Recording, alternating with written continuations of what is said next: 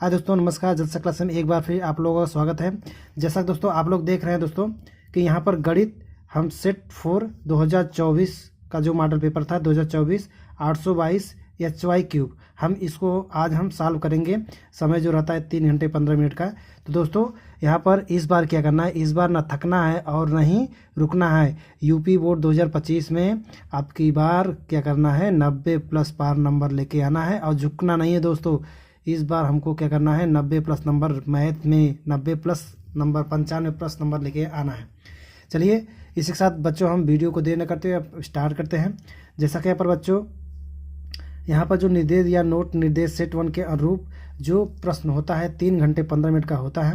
तो यहाँ पर बच्चों हम बात करेंगे खंड अ बहुगल्पी प्रश्न। यहाँ पर बच्चों दिया है कि पहला क्वेश्चन दे दिया है कि बहुपद 3x² + 5x + 2 के शून्यकों का योगफल। ठीक है बच्चों, तो यहाँ पर शून्यकों का योगफल पूछ रहा है। तो यहाँ पर हम सिंपली बच्चों क्या करते हैं कि यहाँ पर हम ax² + bx + c = 0 से हम कंपेयर करते हैं।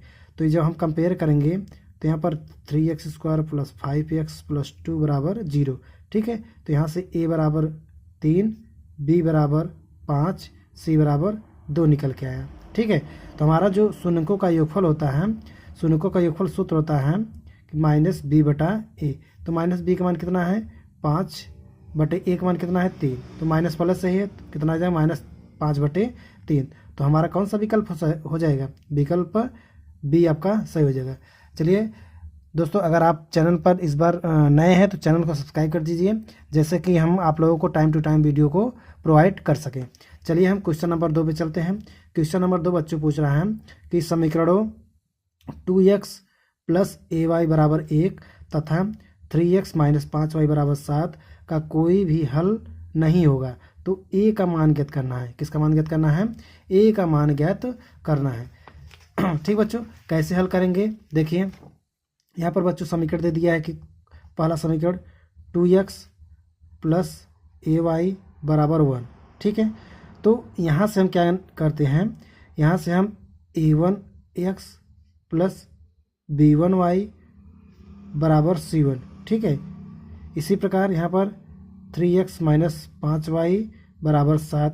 तो यहाँ पर a2x + b2y = c2। जब हम इसको इस साइड लेके आते हैं तो माइनस हो जाएगा। चलिए हम इस साइड इसको लेते आते हैं।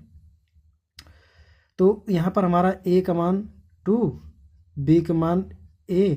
जब हम बच्चों c को हम इस साइड लेके आते हैं तो हमारा क्या हो जाएगा, c1 क्या हो जाएगा, माइनस हो जाएगा। ठीक है, इसी प्रकार a2 बराबर कितना हो जाएगा, 3, b2 = -5 और c2 = -7। तो हमारा क्या कर रहा है कि इसमें कोई भी हल नहीं होगा।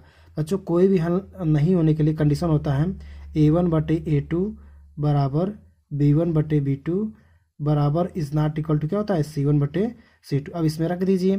तो a1 का मान कितना है, यहाँ पर a1 का मान 2 है, a2 का मान कितना है, 3, b1 का मान कितना है, a।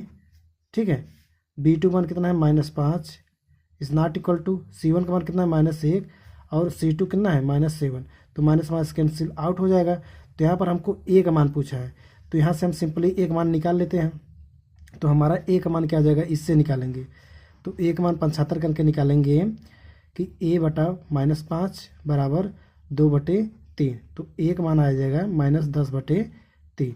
ठीक बच्चों, तो बच्चों वीडियो को सब्सक्राइब कर दीजिए और चैनल को लाइक कर दीजिए, अपने दोस्तों को शेयर कीजिए जो कि इस बार 90 या 95+ नंबर लेके आना है। तो इस प्रकार ढेर सारे बच्चों को अपने भेजने का प्रयास कीजिए। ठीक है, चलिए हम अगले क्वेश्चन में चलते हैं। Question number 3। क्वेश्चन नंबर 3 बच्चों कह रहा है कि समीकरण 2x² + 5x + 4 = 0 के मूलों की प्रकृति होगी। मूल की प्रकृति किस प्रकृति की होगी। ठीक है, तो यहाँ पर हम सबसे पहले जानने का प्रयास करते हैं कि यहाँ पर समीकरण दे दिया 2x² + 5x + 4 = 0। तो मूल्य की प्रकृति पूछ रहा है। तो मूल्य की प्रकृति बराबर बच्चों क्या होता है, विभक्त कर उसको हम कहते हैं d = b² - 4ac। देखिए -b² - 4ac का मान क्या आता है। तो यहाँ से हम कंपेयर करेंगे जो समीकरण दिया है, तो लिखेंगे ax² + bx + c = 0। यहाँ से a बराबर 2, b बराबर 5, c बराबर 4। c बराबर 4 आ गया तो इसमें रख देंगे। तो d बराबर b का मान कितना है 5, तो 5 का स्क्वायर माइनस 4, a का मान कितना है 2, c का मान कितना है 4। तो यहाँ पे 5 पचे 25, 16 दूना 32। तो डी का मान निकालेंगे कितना आ जाएगा 9। डी का मान कितना आ जाएगा 9। तो ये हमारा ये वास्तविक संख्या है, परिमेय है। तो इस प्रकार ये हमारा क्या आ जाएगा, पहला विकल्प आप लोगों का ये परिमेय है और बराबर रहेगा। बराबर तो नहीं आ रहा है, तो परिमेय या असमान का परिमेय या बराबर रहेगा, अपरिमेय होगा। अपरिमेय तो नहीं आ रहा है, 9 अपरिमेय नहीं है। वास्तविक संख्या तो ये है परिमेय तथा असमान, परिमेय तथा असमान रहेगा। तो हमारा विकल्प कौन सा सही है, विकल्प ए आपका सही है। ठीक बच्चों, चलिए हम क्वेश्चन नंबर 4 पे चलते हैं। क्वेश्चन नंबर 4 हमारा बोल रहा है कि समांतर श्रेणी, ठीक है, समांतर श्रेणी 4, 9, 16 डॉट डॉट 254 तक दे दिया। तो अंत से 10वां पद होगा, तो अंत से पूछ रहा है। ठीक बच्चों, यहाँ से सूत्र हो जाता है यल बराबर a plus n-1 into D. तो हमारा अंतिम पद कितना है, अंतिम पद तो 10वां पूछ रहा है, तो अंतिम पद 254 है। तो यहाँ पर हम क्या लिखेंगे 254। ठीक, यहाँ पर 254 लिखेंगे और 254 एक मान कितना है यहाँ पर 4। ठीक है, n का मान अंतिम से 10वां पद पूछ रहा है। ठीक है, तो 10वां पद अंतिम से 10वां पद -1, सर्वांतर कितना है यहाँ पर, सर्वांतर दे दिया है। क्वेश्चन नंबर 4 देखते हैं। समांतर 4, 9, 14 254 का अंत से 10वां पद, अंत से 10वां पद पूछ रहा है। तो यहाँ पर सिंपली 4, 9, 14 डॉट डॉट डॉट अंतिम पद कितना दिया है 254। ठीक है, तो यहाँ पर n बराबर कितना दे दिया है 10। ठीक है, और अंतिम पद दे दिया 254। तो यहाँ पर हम सूत्र लगाते हैं अंत से nवां पद बराबर यल माइनस क्या लिखते हैं यल माइनस n-1 इंटू डी। तो ये अंतिम पद 254, तो -10 -1 इंटू डी का मान कितना है यहाँ पर, बी में से घटा देंगे तो 9 में से 4 घटाएंगे कितना आ जाएगा 5 आ जाएगा। यहाँ तक 5 254 माइनस 9 गुणे 5, तो 6 54, 54 में से 54 घटाएंगे कितना आ जाएगा 200। तो हमारा उत्तर कौन सा हो जाएगा, तो अंत से जो है हमारा 45। ठीक, 45, तो 45 में से इसको घटाएंगे तो कितना आ जाएगा 209। तो हमारा विकल्प कौन सा सही हो जाएगा, विकल्प सी सही हो जाएगा। ठीक बच्चों, चलिए हम चित्र में ये 5 वाला क्वेश्चन देखते हैं। तो 5 वाला क्वेश्चन बोल रहा है चित्र में समरूप त्रिभुजों का एक युग्म है। ये दोनों समरूप त्रिभुज युग्म है, तो सांकेतिक रूप में व्यक्त करने का सही तरीका है। तो ये दोनों समरूप त्रिभुज हैं। तो देखिए यहाँ पर पहले में कह रहा है कि त्रिभुज ए बी सी सर्वांगसम है त्रिभुज डी ई एफ के, सर्वांगसम है। बच्चों कोड ये तो है नहीं। अब देखिए त्रिभुज ए बी सी, ये जो त्रिभुज ए बी सी है कोड भी त्रिभुज सर्वांगसम है त्रिभुज ई एफ डी के, ये भी बच्चों नहीं है। अब ये देखिए सी वाला त्रिभुज ए बी सी सर्वांगसम त्रिभुज ई डी एफ के। जी हाँ दोस्तों, देखिए ये कोड और ये कोड 90 अंश है। ये देखिए ये वाला कोड, ये कोड 80 डिग्री है, तो ये सर्वांगसम है। तो हमारा विकल्प कौन सा हो जाएगा, विकल्प सी आपका सही हो जाएगा। चलिए हम क्वेश्चन नंबर 6 पे चलते हैं। क्वेश्चन नंबर 6 है बच्चों, बिंदु -3, -4 के मूल बिंदु से दूरी क्या हो जाएगी। तो मूल बिंदु क्या होता है, जो O, 0, 0। दूसरे बिंदु -3, -4। ठीक है, तो दो बिंदुओं के बीच की दूरी का सूत्र क्या हो जाता है, लिखते हैं यहाँ पर दो बिंदु के बीच की दूरी अंडर में x2 - x1 का whole square plus y2 - y1 का होल स्क्वायर। तो यहाँ पर बच्चों हमारा जो है ये x1 या x2 या x1 y1 0 है। तो यहाँ पर हम लिखते हैं -3 0 का होल स्क्वायर प्लस y2 का -4 -0 का होल स्क्वायर। तो हम इसको सॉल्व कर देते हैं। 3 का स्क्वायर 9, 4 का स्क्वायर 16। तो यहाँ पर हमारा मान कितना आ जाएगा 5। ठीक है, तो 5 हमारा विकल्प सी आपका सही हो जाएगा। तो 5 निकल के आया, तो विकल्प जो गोला करके देंगे आपको, आप लोगों का एक नंबर फिक्स हो जाएगा। ठीक है बच्चों, अगर चैनल पर नए हैं तो चैनल को प्लीज़ सब्सक्राइब कर लीजिए, जिससे आप लोगों को नोटिफिकेशन पता चले कि हाँ अब ये वीडियो पड़ा है। और जो भी क्वेश्चन क्वेरी है आप उसे कमेंट करिए, हम आप लोगों का क्वेश्चन अवश्य बताएंगे। तो यहाँ पर क्वेश्चन नंबर हम 7 पे चलते हैं। क्वेश्चन नंबर 7 बच्चों हो रहा है कि काट ए बराबर 3/4, तो सेक ए का मान ज्ञात कीजिए। बच्चों मैं आप लोग बताया था कि काट ए जो एंगल होता है उसके सामने वाला लंब होता है, ये आधार होता है, ये कड़ होता है। तो और tan ए का उल्टा होता है काट ए। तो काट ए क्या हो जाएगा, आधार बटे लंब हो जाएगा।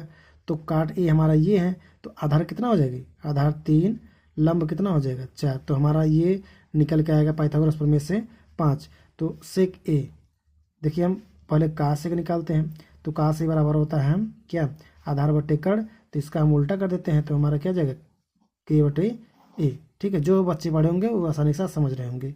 तो के का मान कितना है, कड़ 5 है।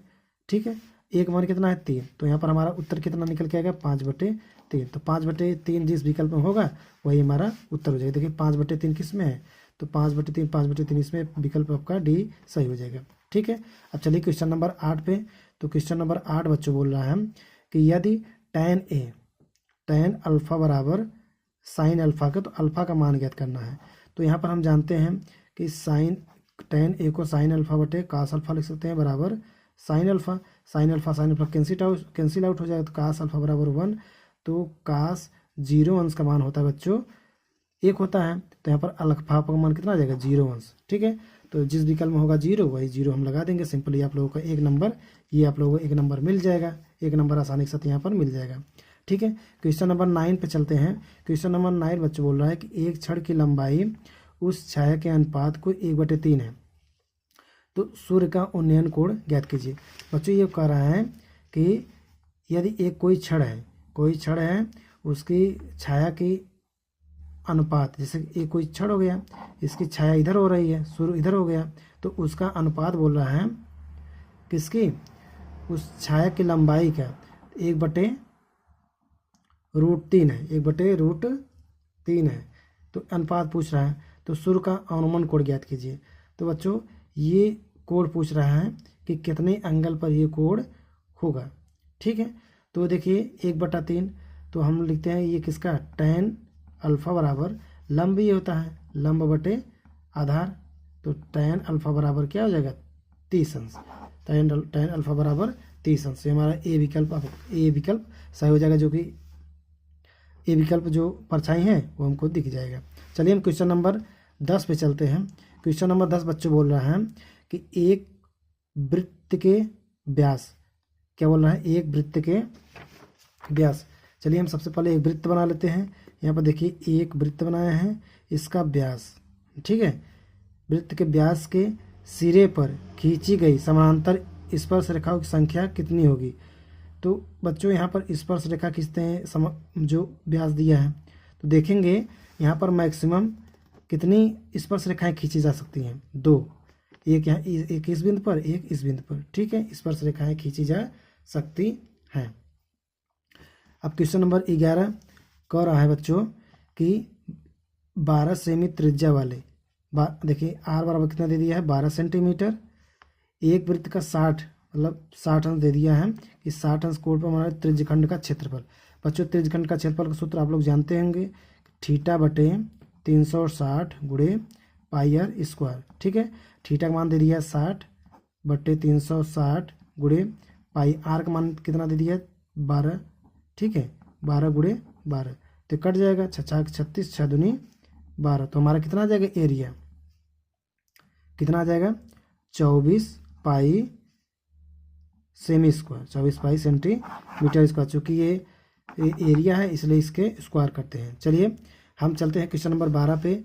बच्चों क्वेश्चन नंबर 12 कह रहा है हमारा, क्वेश्चन नंबर 12, यदि एक गोले का व्यास क्या है d है, तो उसका आयतन ज्ञात कीजिए। तो त्रिज्या क्या हो जाएगी बच्चों D/2 हो जाएगी, व्यास की आधी हो जाएगी। तो हमको गोले का आयतन ज्ञात कीजिए। गोले का आयतन होता है 4/3 पाई आर क्यूब। तो आर का मान इतना है तो रखेंगे 4/3 पाई। आर का मान कितना है, डी के घाते 2 या 3 घाते 3, ठीक है। तो इसका स्क्वायर करेंगे तो आएगा 4/3 गुणे डी की पावर 3 गुणे 8 गुणे पाई, 4 दूनी 8, ठीक है। तो ये हमारा 4 दूनी 8 तो कितना आ जाएगा 1/6 या पाई/6 डी क्यूब। ये हमारा उत्तर हो जाएगा, विकल्प डी सही हो जाएगा। देखिए यहीं पर हम हल कर देते हैं, जो बच्चे जानते होंगे वो आसानी के साथ इन्हें तरीके से हल कर देंगे। चलिए हम क्वेश्चन नंबर 13 पे चलते हैं। आर सेमी त्रिज्या वाले एक ठोस अर्धगोले का कुल पृष्ठीय क्षेत्रफल ज्ञात कीजिए, ठीक है। जैसे यहाँ पर आप लोग समझाने के लिए बताते हैं। तो जैसे चित्र कैसे बनाएंगे, जैसे मान लीजिए यहाँ पर अर्धगोला बनाएंगे। इसे ये ठोस है, ठीक है। ये अर्धगोला होगा कि नहीं, अर्धगोला गोली का कटा हुआ भाग होता है अर्धगोलाकार। इसमें त्रिज्या कितना दे दिया है 8 सेंटीमीटर। एक ठोस गोले कुल पृष्ठ क्षेत्रफल, तो हमको क्या कहना है कि जो हमारा वृत्त का क्षेत्रफल है, ठीक है, वृत्त का क्षेत्रफल है उसका हम आधा करेंगे, ठीक है। वृत्त का क्षेत्रफल क्या होता है पाई आर स्क्वायर बटे 2 प्लस क्या जोड़ेंगे इसका त्रिज्या या इसका वक्र पृष्ठ, ठीक है। तो लिखेंगे 2 पाई, ठीक है, ठीक बच्चों। तो यहाँ पर देखिए ये हमारा वृत्त है, वृत्त का क्षेत्रफल पाई आर स्क्वायर होता है। तो वृत्त का एक क्षेत्रफल पाई आर स्क्वायर हो गया, ठीक। यहाँ पर परित पाई आर स्क्वायर, ठीक है। तो जोड़ेंगे कितना आ जाएगा, टोटल जोड़ेंगे तो यहाँ पर 3 पाई आर स्क्वायर, ये आपका विकल्प सी सही हो जाएगा, ठीक है। अब हम चलते हैं क्वेश्चन नंबर 14 पे। तो बोल रहा है दोस्तों क्वेश्चन नंबर 14, निम्नलिखित बारंबारता सारणी का मध्यिका वर्ग ज्ञात कीजिए। तो यहाँ पर बारंबारता है तो मध्यिका वर्ग होगा, बारंबारता की मध्यिका वर्ग होगा। तो बारंबारता जो सबसे अधिक होती है, जैसे बारंबारता इसकी कहाँ सबसे अधिक है, जैसे 4, 6, 5, 8, 2, ठीक है। मध्यिका वर्ग पूछ रहा है, तो मध्यिका वर्ग जिसकी बारंबारता सबसे अधिक होगी, जैसे 8 देखिए सबसे अधिक है, ठीक है। तो इसकी मध्यिका वर्ग कितना चाहिए 15 से 20। तो ये आपका ये 15 से 20 विकल्प सही हो जाएगा, ठीक है। अब चलते हैं क्वेश्चन नंबर 15 पे। यहाँ पर बच्चों क्वेश्चन नंबर 5, किसी बारंबारता सारणी के माध्य और मध्यिका। यहाँ पर माध्य कितना दे दिया है, माध्य दे दिया 27 और मध्यिका कितना दे दिया है 29। तो हमको बहुलक पूछ रहा है, तो माध्य बराबर क्या होता है 2 गुणे माध्य 3 गुणे माध्यक माइनस बहुलक। लिखेंगे 2 गुणे माध्य कितना 27, 3 गुणे मध्यिका 29 माइनस बहुलक 27 दूना 54, 29 पढ़ा 29 30 87, 3 9 27, 3 9 6 2 8 ना, ठीक है। यहाँ पर बहुलक, तो बहुलक निकालेंगे यहाँ से कितना आ जाएगा 3। बच्चों क्वेश्चन नंबर 16 पे वर्ग अंतराल 0 से 10, 10 से 25, 20 से 30 और 30 से 40। 0 10 2 दिया, 10 से 20 1, 20 से 30 4, 30 40 से 3 दे दिया है। तो माध्य ज्ञात कीजिए बोल रहा है। तो बच्चों वर्ग अंतराल 0 से 10 दिया है, 10 से 20 इसे हम विधिवत लिखेंगे। वैसे लिखना नहीं है, वैसे जैसे 1 नंबर 4 नंबर का रहता है तब विधिवत इस प्रकार लिखेंगे। तो यहाँ पर 2 1 4 3। अब इसका मध्य कितना एफ हो गया, हमको एक्स निकालना है। तो इसका 5, इसका 15, इसका 25, इसमें आधा कर देंगे, इसमें 35, ठीक है। तो एफ एक्स का गुणा करेंगे तो 10 15 का 15 25 का 100, 25 3 75। अब देखिए इसे जोड़ लेंगे, देखिए 100 15 25, यहाँ पर कितना आ जाएगा टोटल, ये 200 आ जाएगा। और एफ एक्स जोड़ लेते हैं, सिग्मा एफ जोड़ लेते हैं। तो 2 1 3 3 2 6 4 10, ठीक है। तो हमारा माध्य निकल के आएगा 200/10। तो हमारा माध्य कितना आ जाएगा 20। तो 20 हमारा जो विकल्प अब सही है, तो 20 आपका 20 दिया नहीं है, तो विकल्प ये वाला भी सही है, ठीक है। चलिए क्वेश्चन नंबर हम 17 पे चलते हैं। क्वेश्चन नंबर 17 बच्चों बोल रहा है कि एक अधिवर्ष में 53 सोमवार होने की प्रायिकता ज्ञात कीजिए। 53 सोमवार, ठीक है। तो देखते हैं कि हमारा जो 53 सोमवार है, तो जो सप्ताह के दिनों की संख्या होती है 7 होती है, जैसे 1 2 3 4 5 6 7 दिनों की संख्या क्या होती है।